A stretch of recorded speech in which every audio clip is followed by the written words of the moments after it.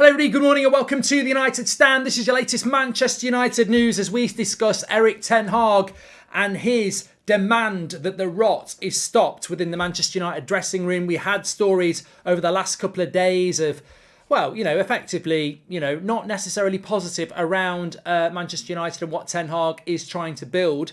And as we understand, Erik ten Hag will be holding talks with his two team captains, Harry Maguire and Bruno Fernandes, on their return from international duty, as he reiterates his demand of a new Manchester United and basically a reset to stop these things that are coming out. We're also going to be talking about Sadio Mane to Manchester United. Interesting what Louis van Gaal had to say about that, and diving deep into these issues that just keep cropping up. And I think that ultimately it just comes down to a complete lack of understanding by some of these people who are advising Manchester United players on PR and how to deal with the modern world, because they're just falling foul of it all the time. That the old ways of doing things, of leaking information through people to the journalists, it's just not doing you any favours, especially after what happened last season. So lots to get into this morning as Ten Hag looks to stop the rot. But before we get into that, I've got some big news for you. Huge news, in fact, from our friends at OneFootball. You can scan the QR code next to me or download it through the link in the description. It's free to do it. But do you like watching free football? Of course you do. Well, OneFootball is letting you watch one free Italian Serie A league game directly on your phone or Apple TV every week, totally for free, if you live in the UK and Ireland. Which is great because you can get to watch people like Paul Pogba and Romelu Lukaku. I'm probably not selling Serie A as well as I could do there, but you can get to watch AC Milan, Inter Milan, fantastic league. However, if that's not enough for you, and I think this is the best bit, you can even get highlights for every single Italian Serie A league game, so you can enjoy the best that Italian league has to offer. So up-to-date highlights, one free game a week, as well as being the best place for football news, transfer news, stats and match day scores. OneFootball is just up to the game again. You don't need any other football app, and make sure you are the most up-to-date football fan on the planet. So what are you waiting for? Hit the link in the description, scan the QR code, or go through the download link in the video description. It's free to do it. Thanks so much to OneFootball for supporting the channel, and now on with the show. It is fantastic. Just one place, if you're living in the England and UK, where you can get free access to one Italian game a week and also all the highlights from the week as well. Fantastic to do, because I know some of you might be able to get access to it anyway, but some of you won't, and it's free to do it. So check it out, OneFootball. Scan the QR code or go through the link in the description. Now, first of all, let me just start off with something that I missed yesterday. A few people messaged me about this yesterday and said, you spoke about these comments that have come from a source very close to Harry Maguire, but you didn't mention the thing about Lisandro Martinez that was in the article. And I didn't. I actually went off what we tweeted off the United Stand and a few other aggregators, and nobody had mentioned this. So this is the direct quotes from the interview that Mark Ogden did. Harry needs pace around him, but he hasn't had that, said a source close to Maguire. If you put Ruben Diaz in the United defence and Harry in the City back four, Diaz would struggle and Harry would thrive. Harry hasn't had a good 12 months, but he hasn't been helped by those around him, coaches or players, so it's inevitable that his confidence and form have suffered. Sources have said that Maguire's frustration with goalkeeper David De Gea's communications and reluctance to defend further away from his goal line were also a factor in the overall malaise in defence last season. That issue has improved with Argentine defender Martinez's arrival from Ajax and his ability to communicate with and instruct De Gea in Spanish. Wow. Wow, wow, wow. So basically, we've got a goalkeeper who can't speak English, and now that we've brought in a Spanish-speaking defender, we're okay and doing better. I've heard some excuses in my life, but that is right up there. Somebody might want to tell this source that David De Gea has been at this club for 10 years. He's played with Rio and Vidic. He's played with many different centre-backs, and he can speak English. So, if this person thinks that the problem at the back is because we've got a Spanish-speaking goalkeeper, he might want to check what David De Gea's actual career page is. Check his Wikipedia, mate. He can speak English. We're not communicating with De Gea better because we've got a Spanish-speaking centre-back. I've never heard such nonsense in my life. So thank you, everybody, for bringing that to the attention, because that was missed yesterday. Oh, my God. I thought the Diaz thing was bad. That's even worse. The Maguire stuff is a Pratt move. He's digging himself a grave with the fans, says Sean Collins. And do you reckon we should get Ivan Toney in January along with Tielemans? If not, then who should United sign in January, says Harry? Well, we'll talk about that in a bit, because I need to talk about Mane, he speaks very good. De Gea's been able to speak English for years. It's just absolutely ridiculous. The fact that that's been printed. I mean, I almost feel bad for Mark Ogden for printing that. But maybe he's printed it because that's what he was told. Because he would know that David De Gea can speak English. But ultimately, let's go back to the headline. Ten Hag to hold Maguire and Bruno talks. Ten Hag came into the club in the summer and wanted to... Basically, you need to understand what Ten Hag is. Ten Hag is not a people pleaser. He is not a Mourinho. He is not a charismatic manager that wants to be popular with the media. He wants to be popular with the fans and the football world for being a methodical, obsessive football coach. That is what he wants to do. If along the way he picks up friends and everything like that through his interviews and everything, fine. But that's not what he wants to do. He wants his players to play football. He's not interested in what they're doing off the pitch. He's not interested in media deals or anything like that. He made that very, very clear on tour, that this team and this dressing room stays tight, watertight, and there are no leaks. Obviously, over the last few days, he's seen leaks coming out again. And when those players return, the club captain, which is Harry Maguire, and Bruno Fernandes, who's the team captain at the moment, will be spoken to by Erik ten Hag as he reiterates his stance from the summer that this has to stop. Now, obviously, some people would say, well, you know, why is he talking to Harry Maguire when the sources close to him have leaked the information? Well, Harry Maguire's the captain of the club. And it may well be that this information has not come from Maguire. It says sources close to Maguire. It could be somebody close to Maguire who's just giving off their opinion that aren't Harry's opinions. But ultimately, it has to stop. And Ten Hag 100% will be making sure that it does stop, and basically reading the line that if this doesn't stop and it keeps coming out, you will be out. And it doesn't matter whether you're the club captain or you're an 18-year-old in the youth setup. This has to stop, because ultimately this team is my vision. We are building something. We're going to keep building something. And players that come into this club will not be tolerated leaking information out. So it's not going to be tolerated just because you've been here for a few years. It's going to stop.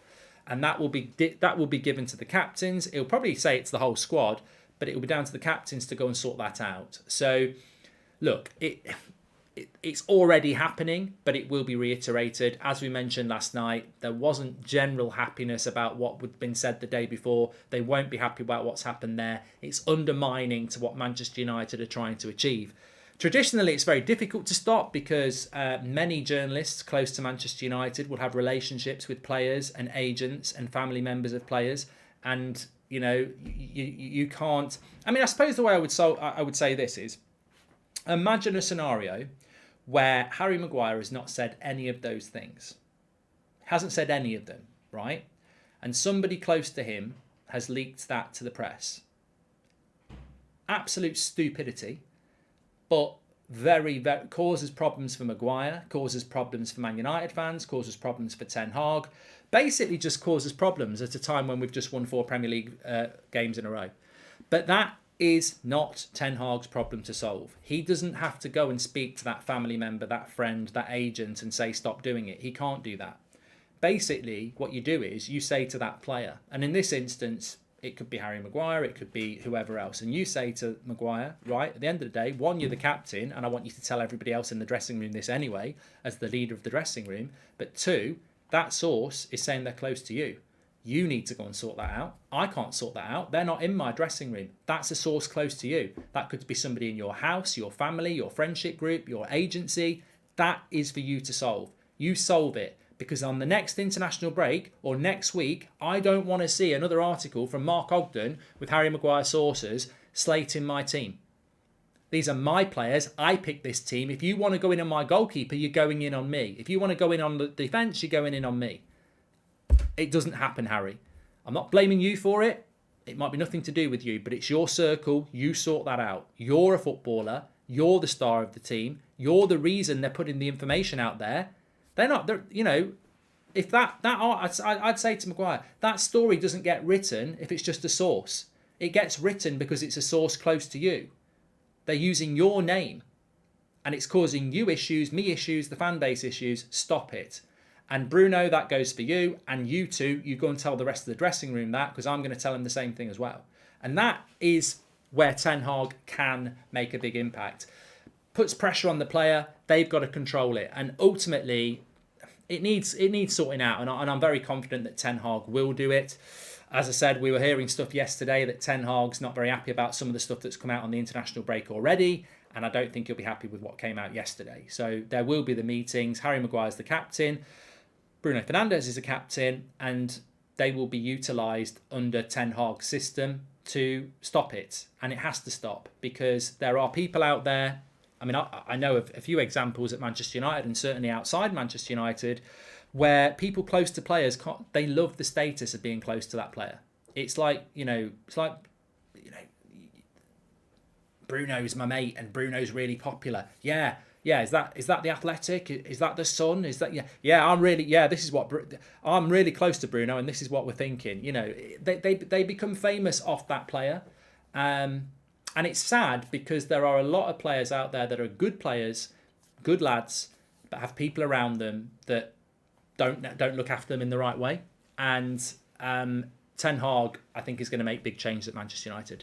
He does interviews that he didn't want to in English, sums up Maguire and his leakers. Maybe the back four got better. Harry as Martinez can organise them, says Seb Watson. I think that ultimately it just needs... My frustration last night, and I think many people's frustration last night, was that it was more negativity that we just don't need at a time of positivity. And that's what will piss Ten Hag off.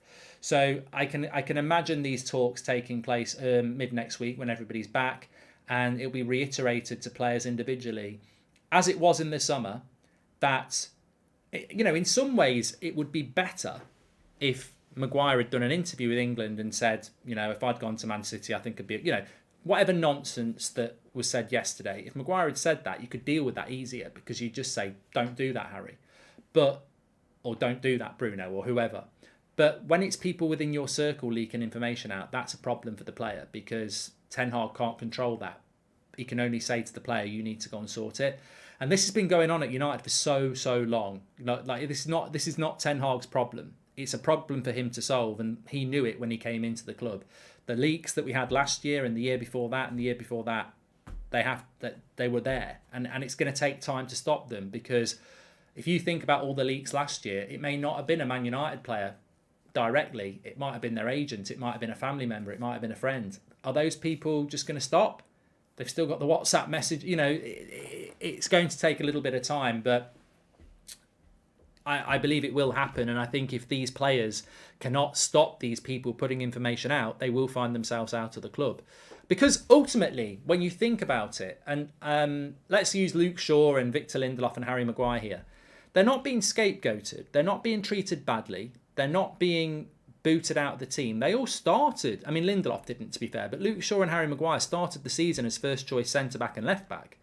We lost those games badly. They got dropped, which is what can happen at football. We've won 4 games without them. They're not being scapegoated. They were given a chance. They've been dropped. They're out of the team. And that's the story. All the talk about whether you were at City or whether you had, what happened last year, and apparently we've got a Spanish-speaking goalkeeper, all that nonsense, it's just negative noise. The battle is you're on the bench. If you want to win back, you're never going to... What I'm trying to say is you're never going to win back Manchester United fans when you've performed badly and you're on the bench and the team's performing well. No one's going to suddenly wake up in the morning and go, you know what? I really need to do a compilation and a bigging up of Luke Shaw video. I really do. I know he's on the bench and he's not playing very well, but I really need to talk about what a great player Luke Shaw is. You're just not going to do that. But what you might do, and this for me is, where the positivity needs to be, and I'm sure Eric Ten Hag would agree. Scott McTominay played well for Scotland last night against Ukraine, has played well for Manchester United this season, was dreadful last year, absolute crap. Most people would have sold him. Awful player last year. Interviews were good after the game, but awful on the pitch. Very few interviews from him over the summer. Very few interviews from him this season. There was a lot of it. To be fair, he was talking to the press quite a lot at the end of last season when he was playing badly. Not really heard much from him this season. Not really heard much from him over the summer. All his talking has been head down, hard work, reward, and then praise from the fans. That's the blueprint. It's in your own bloody dressing room. If you're one of these players on the bench, and, information's being leaked, attributed to you by your mates or whatever, look at McTominay. That's the blueprint. Get your head down, win praise by playing well. It's there, and that's what Ten Hag wants. And you can say what you like about McTominay, but he's probably the prototype of exactly what Ten Hag wants at the moment. To be honest, I don't see Maguire's comments in the same light as Bruno's. Bruno's was positive and did not undermine people, just a normal interview, says Daniel Kirk. Yeah, no, and I'm not. The only reason I'm using Bruno is I'm just saying, like, it could be Bruno. I mean, another player is Ronaldo. Tired of the rebuild talk, never known an elite team to have a decade-long rebuild. On Maguire, he needs to go. He should never have been brought in, says Darren Watson. I mean, one thing that you may be aware of as well is that Ronaldo was meant to be doing this big interview, wasn't he? He gave us 2 weeks' notice. We've had 5 weeks since then. Still no interview. My understanding of that is that the club and Ten Hag have basically said, don't do that interview. And that interview was going to happen if he left. So God knows what was in that interview. I still think Ronaldo will do an interview, but it's not the interview he was planning on doing. That was a 2-week notice to, when I leave, I'm going to tell you the truth. And God knows what that truth was going to be. Was he going to expose the Glazers? Was he going to expose Arnold? I don't know what Ronaldo was going to... Maybe he was just going to say the truth is I didn't want to leave, the club want to sell me. I don't know what the truth was going to be, but that interview hasn't happened. And that interview hasn't happened because Ten Hag doesn't want it to happen. And he's basically said to him, look, if you're going to be a Man United player, you're not doing an interview about stuff like that. So things are still going on in the club. Ten Hag's making a lot of change, and you just need to read between the lines for some things. He is a dictator manager. He is an obsessive manager. Now, a dictator is obviously a negative term, but what I mean is it's the Ten Hag way, or it's not the Ten Hag way. Cristiano Ronaldo is one of the greatest players that's ever played the game. He's one of the biggest leaders in the dressing room that's ever played the game. And Ten Hag is, basically got him on the bench, working hard to get back in the team. Don't underestimate the powers of Ten Hag. If he can do that to Cristiano Ronaldo, he can do it to everybody else in that dressing room. He's got Casemiro on his bench instead of starting McTominay. He is the boss at that football club. It's not Ollie anymore. It's not Ranić as an interim. We don't need to worry about dressing room power. There was dressing room power last year. There was cliques. There was divides. They may still well be there, bubbling under the surface. But the leadership of that dressing room is Erik Ten Hag. And we haven't really had that since Mourinho when he was doing well. And obviously they turned on Mourinho at the end. Ollie didn't really get hold of that dressing room, and Ranić couldn't because he was an interim. So that dressing room is under Ten Hag's control. And he will be doing these things. He will be holding these talks. He will be reiterating to these players that you've got to take responsibility for your personal actions. If somebody's coming out doing stories and saying that they're close to you, that's for you. I can't come home with you in the car, go down the pub with your mates or wherever they are and say, don't speak about Harry, don't speak about this, don't speak about that. You've got to take control of that. You need to get better people around you, because ultimately, if you want to be a Manchester United player, I can't be waking up in the morning with stories that apparently somebody close to you is saying about my team. That's got to stop. You've got to take responsibility for it. I know it's not nice, but you've got to do it, because if you don't do it, you can go and play for Everton, because it's not happening at Manchester United. And those conversations have taken place already, and they will take place again. Because I tell you what Erik Ten Hag wants to be doing this week. He wants to be talking to Richard Arnold and John Murtough about the plan for the next 12 months. He wants to be talking about structural changes. He wants to be talking about the squad. He wants to be talking about the next month. He wants to be talking about what they're doing when the World Cup's on. He wants to be talking about tours. He wants to be talking about the structure at Manchester United. He doesn't want to be talking about headaches that he doesn't need. If that article doesn't come out yesterday, it's not a problem. If Brandon Williams isn't speaking to whoever he was speaking to, it's not a problem. You always get problems on an international break, but these are things that Ten Hag feels he can control and will want to control. And he will control. And it might take us time, but he will.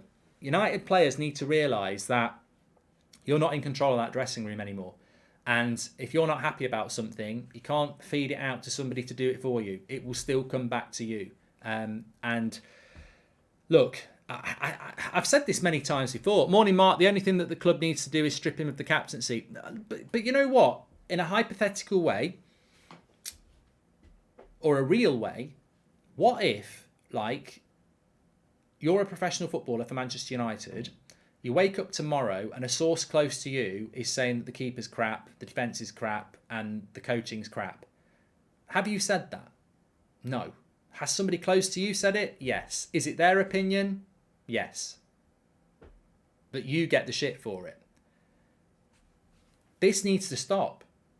every United player needs to look at the people around them and what you're telling them and the connections they've got to cause you problems. Because if they genuinely care about your well-being, then whoever did that story yesterday with ESPN has caused Harry Maguire a load of shit. Not the trolls on Twitter, not anybody else who's talking about it. We, as fans, would not be talking about Harry Maguire over the last 24 hours at all. He wouldn't be spoken about. He's on the bench. He's playing for England tomorrow. He's not starting for United. He's got to work to get his shirt back. That's the story. Let's move on to what Van Gaal said about Mane. So, all this bloody, people, there's an agenda against Harry Maguire, he's been scapegoated or whatever. I don't think there is. I don't think anyone's really been talking about him. We all know he's a member of the team. We all know he can win his place back. But at the moment, he's on the bench. He's got to work hard. End of story. Do what McTominay's done. Let's move on to another topic. The reason we and everybody else is talking about this is because somebody has decided to do an article where they've said, I'm close to Maguire and this is what the story is, right? They've caused it all. And yet they'll be probably the first person to moan about how he gets treated badly on social media, but they've just caused it all. And what Maguire needs to realise is there's people in his inner circle, or pretending to be in his inner circle, that's causing him shit. And, sometimes you've got to make big decisions for your career and your family. And he needs to look at it, and other United players need to look at who's giving them advice and who's throwing them under the bus, because it's not doing them any good. It might be coming from a good place, but it's not doing them any good. It's not doing Man United any good. Certainly not doing the manager any good. So, you know what? I've said this for a long time.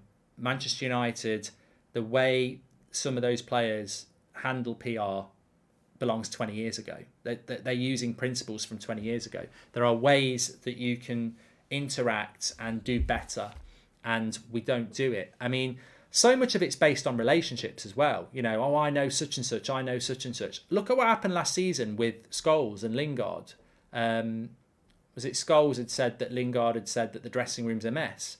That's probably based on a relationship because Scholes knows who Lingard is. But, at the end of the day, Lingard was shit at United last year and he's been shit at Forest. Who knows, these relationships and stories that come out, you've got to be wise to how things are going to be received these days. And I don't think United players are, and I think that they need to be better at it. I mean, ultimately, I go back to using McTominay again. He's had pelters for the last 2 years. Deservedly, he was crap. But he's playing really well this year, and now he's getting loads of praise. It's not rocket science. You cannot manipulate the modern football. You cannot manipulate the modern person, because everybody knows about PR spin. Everybody knows about press releases. Everybody knows about let's try and do this to make ourselves look good. But ultimately in football, the thing that makes you look good is performances on the pitch. Humility. Lack of blame. A Manchester United player is somebody who fronts up. They put that shirt up, they front up. If they don't play well, they own it. And their determination and obsession is to play well and deliver for the fans and the club. It's very simple. Take ownership for your own performances, work hard, get your head down, and win praise through what you do in a football shirt. So many of our players just have lost sight of that. And what's Ten Hag done? He's got players playing in that team who basically are footballers. They don't want to talk to the media. They're not interested in that. I mean, they just want to go out and perform in a Man United shirt. And the principles are there. Some of these players just still need to get on board with it. And unfortunately, it's a dangerous thing when you've got people in your circle who want to keep talking about you to people, because it will keep causing you problems. And but that's something that Ten Hag will solve. Hi, Mark, and everyone in the chat. Hope you all have a lovely day, says Fia. Thank you very much for the member section there. Glazers need to go at the end of the season, says Yash. No look defending. Maguire could have given the source permission. We used to say about Pogba, says Daniel Kirk. Look, I think we need to move on from the whole Maguire thing, because ultimately Ten Hag will deal with it. Ultimately, it's been done. What needs to happen is it needs to stop. Needs to stop, because I've said this many a time. I don't think Harry Maguire's a bad defender. I don't think Victor Lindelof's a bad defender. I don't think Luke Shaw's a bad defender. But they're all on the bench at the moment, and that's where they deserve to be. The only thing I'm interested in talking about them is, when they come back into the team, can they perform? Can they keep us solid at the back? Because at some point, Varane probably will get injured. Martinez might get injured. They might have a bad game or two. There might be an opportunity for a Lindelof or a Shaw or a Maguire, and I want them to come in and perform well. That's all I'm interested in. You're never going to sit down and do an interview if you're Luke Shaw or Victor Lindelof and win the fans back, because it's just an interview. It's just words. You've got to win the fans back by playing well in a team shirt. There is no United fan at the moment that's sober saying things like, we need Lindelof back in the team. We need Luke Shaw back in the team. We need Harry Maguire back in the team. We need Aaron Wan-Bissaka back in the team. Nobody's uttering those words because we're winning and we're playing really well. We need to get back to the football. And this is why I was really, really adamant that we wanted Ten Hag. And I know many of you were as well. This club needs a reset. And Erik Ten Hag will provide that. So many pundits, ex-players wanted Pochettino because he was familiar. They'd done shows with him. He'd been on Sky with them. He'd done interviews with them. They know him. Oh, Poch is a good lad. He'll give us this. He'll give us this access. Yeah, he's an all right guy. Yeah. I'll probably get him on WhatsApp and find some stuff out. No, we needed Erik Ten Hag from Ajax that none of these people knew anything about, because he's difficult to get. I can't imagine Erik Ten Hag is going to be there giving exclusives to ex-players or anything like that. Maybe he will, but I can't imagine it. He's a reset manager. It's a new Manchester United. And this is why it's so important to have that, because I just want what Liverpool have got, what Man City have got. A manager who's professional, who runs that club professionally and the players respect. That is what we need at Manchester United, and that is what Erik Ten Hag needs to strive for. We had comments in the press about Maguire preferring an English speaker last year in relation to Henderson, Cisco. Yeah, and again, that may be coming from a source. Look, at the end of the day, I don't actually believe a lot of those quotes have come from Harry Maguire. I know people won't like that, but I don't. I don't think he said those things. I really don't. I think this is a source close to Maguire who thinks those things. I might be wrong, but Harry Maguire, I don't think he's thick. I don't think he's thick, and I don't think he's terrible. And I actually cannot believe that he would say to somebody, yeah, the reason we've been struggling is because De Gea, I can't communicate with him because he's Spanish, but now Martinez is here, we can do it better. He's been at the club for 3 years training with David De Gea every day. David De Gea can speak English. So that sounds to me like somebody who's close to Maguire who just doesn't understand football. It just doesn't. But having said that, Mark Ogden's no fool. He's been around Man United for years, and I can't imagine his source being the local bloody butcher where Harry Maguire buys his beef. I think it will be somebody within his circle, but that's all speculation. I think at the end of the day, the article has gone out. Ultimately, it's frustrated a lot of fans, but can we just be crystal clear here? Who's the person who's been damaged the most by that ESPN article? Harry Maguire. Who's the victim of that ESPN article? Harry Maguire. So whoever's done that article has damaged Harry Maguire, who apparently they're close to. So well done. You've caused him a load of shit. Second thing is, it's out there. Whether you believe it, whether you don't believe it, whether you think it's not that deep, whether you think it's bad, whatever, it's out there. What we need to do is go back to what we were talking about at the start. Harry Maguire, Bruno Fernandes in the office talking to Ten Hag, and Ten Hag saying all this shit needs to stop. I don't know who you've got near you. I don't know who you've got around you. You need to be telling the players, because I'm going to be telling the players as well. But as captains, I'll speak to you first. This needs to stop. Because if it doesn't stop, it's not sustainable. And changes will have to be made. So, look, it's a final warning. You tell those players, and you two as well. I don't want to be reading stuff from sources close to any of my players anymore, slating my other players. It's got to stop. Has to stop. We're a professional football club. And that's where we are today. I think what's been written, ultimately, has been written. There might be more stuff coming out. Who knows? But I have faith in Ten Hag that he will deal with this and he will stop it. And if players need to leave, players will leave. And of course players will leave. Problems in that dressing room will leave. But I don't think we're at that point with anybody yet. And, You know, what was happening last season you could probably get away with. Not anymore. Opinions on Brandon Williams' interview, says Marshall. I thought Brandon Williams' interview was quite funny.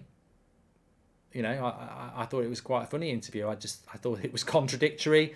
I don't know whether he'd had a drink or something. You know, I've done Instagram lives when I've had a few drinks, and you know, I felt it was just a little bit funny. I didn't really take a lot of notice of it, to be honest. I mean, the club apparently did. I mean, look, the last thing you want as any football club is somebody speaking that freely. But you know, it's. I thought it was quite funny. De Gea won 5 times United Player of the Year, says Akash, and apparently he does all his interviews and all his acceptance speeches in Spanish. It's amazing, isn't it? He's been here for 10 years and he can't speak it. Right, let's move on to some other stuff. What was I going to talk about? Yeah, we do need to stop the rot, though. We do need to stop the rot, and ultimately, I think it never fails to amaze me how poor. It's like, you know what? Just very, very quickly, I want to talk about what Van Gaal has said about Mane, because I think it's quite interesting. But I saw Jack Grealish today talking about Graham Souness on TalkSport, and you know, saying I'm a 27-year-old kid, and of course I take notice of what some people say about me. Wow, you know, these players really need. The modern footballer amazes me. They are on social media a lot, and everybody's on social media a lot, but they really do need some sort of, and I don't know whether it's the club's responsibility, but if I was a professional footballer, I would surround myself with people who are positive around me, but also real. Like, you're going to get criticised. Like, you're going to get, I don't have anything like what footballers get, but there is always people lying about you, making stuff up, being abusive, vile, whatever those things. That will happen if you're on social media. You're never going to find happiness on social media. So the first thing I would say to any professional footballer is, don't go on social media to find happiness, because you'll see somebody say Jack Grealish is one of the best players we've ever produced, but you'll also see what a waste of money, he's a bag of shit. And if that's going to impact you negatively, you shouldn't be on there. And it's clearly very difficult for the modern player, because we see them on the team coach, we see them in the dressing room. They probably spend more time on their phone than you. But it's about, I don't know whether, I think the clubs need to do more, and I think people around them need to do more, because I think there's a mental game going on here where I wouldn't be surprised if there are a lot of footballers, because I've been there myself, and I'm sure many of you have. It's draining. When I first started doing this, I didn't have any experience of it, and you read a lot of things and it drains you, and it affects you. And it's sad to think that the modern footballers, some of them might be like that. You know, there's people like Ronaldo who just it's water off a duck's back. It's a motivator. You know, I'm my own biggest critic. That's Ronaldo. But obviously, some of these players really get impacted by it. Look, people are always going to have an opinion. I've said this before. If you're a stand-up comedian and people say that's a crap joke, boo, get off, what are you going to do? Cry about it? Oh, you know, it's entertainment, and so is football. I think in life, the best lesson you can learn is to be your own biggest critic, and then everything else is just noise. Obviously, you've got to take on what people say, who your manager, certain family members who you respect, you know, trainers, coaches who've helped you, but they earn that respect. Realistically, you can't just put criticism in the drawer of it's nonsense, they're trolls. Like, criticism could be genuine. It's about what you listen to. People will always criticise you, people will always praise you. Praise can be false, criticism can be real. It's not your job to file either of those things. I've always been a firm believer that praise should be tempered. If someone's praising you, don't go over the top. And if someone's criticising you, don't beat yourself up about it. Ultimately, it's about knowing who you are and having the people around you that have helped you get there, who you respect. A close-knit group, basically. Be your own biggest critic. Don't listen to what other people are saying. And I hope that clubs are doing more for players, because it's so important that you were always going to get criticised. It doesn't matter if you're the best player in the world. Ronaldo gets shit all the time. And if you're a bad player, you're going to get loads of criticism. But ultimately, just get yourself down IKEA, buy a good few mirrors, put them up around your house, and spend time looking in the mirror, because that's the only person that matters. Especially if you're an elite performer, professional. You've got to motivate yourself.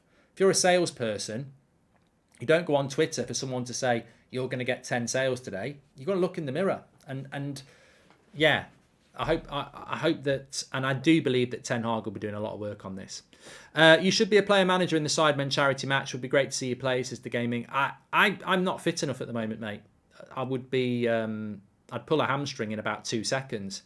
Yeah, I'm of an age now where I'd need a good month or so to get ready to play. Well said, Mark. Also, Varane come back safe, please, says De Gea. Yeah, we're talking about international break. I don't know whether everyone saw this. Van Gaal, I think the Dutch are playing Senegal tonight. I presume that's what is happening, because he basically was bigging up Mane. I'd like both. He was bigging up Mane, saying what a fantastic player he is. This is why I wanted to buy him for Manchester United. And I thought, oh, that would be a nice little thing for the morning show. Imagine if Man United had got Mane for Van Gaal. He did want him. And I remember, and God, the channel might be old enough for me. Oh God, don't find the clip. There might be something where I said I don't want Mane.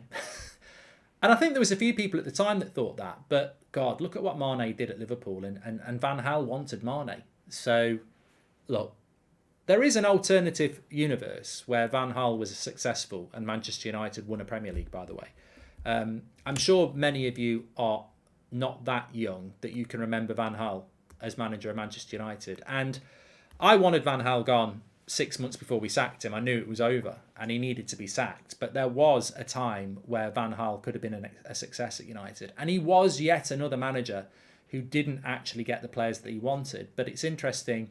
It's a nice reminder that he did want Mane. And he loves Mane. And he said he's such an intelligent player. You know, they're a rarity to get that type of player. And he'd spotted that obviously Liverpool spotted it as well, but he spotted it at Southampton. Now, the interesting thing is, I've got a question for you here.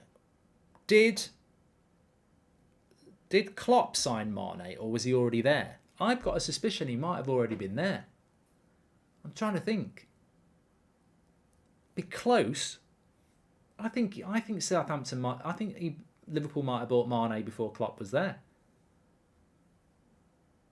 Someone in the chat will know.